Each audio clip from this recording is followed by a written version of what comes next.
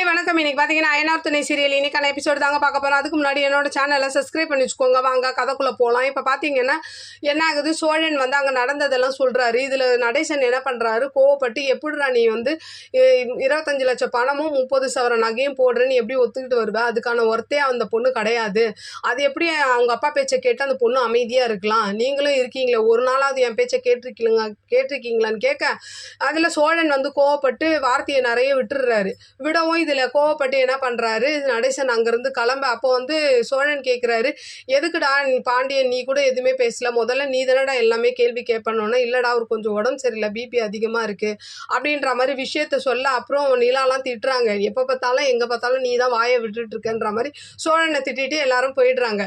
வானதி என்ன பண்ணுறாங்க, பாண்டியன் கடைக்கு வராங்க. அங்கே வந்து கோவப்படுறாங்க, என்னை வந்து பல்லவன் அவ்வளோ கிண்டல் பண்ணுறான், நீ வந்து பார்த்துட்டு அமைதியாக இருக்கிய, நான் எதனால் கோவமாக இருக்கேன்னு கூட உனக்கு தெரியறதில்ல, நான் தான் உனக்காக எஃபெக்ட் போடுறேன், நீ எதுவுமே பண்ண மாட்டேங்கிற, நான் இனிமேல் உனக்கு கால் பண்ண மாட்டேன் அப்படி இப்படின்ட்டு என்ன பண்ணுறாங்க, அங்கே சண்டை போட்டுட்டு அங்கேருந்து கிளம்பிடுறாங்க.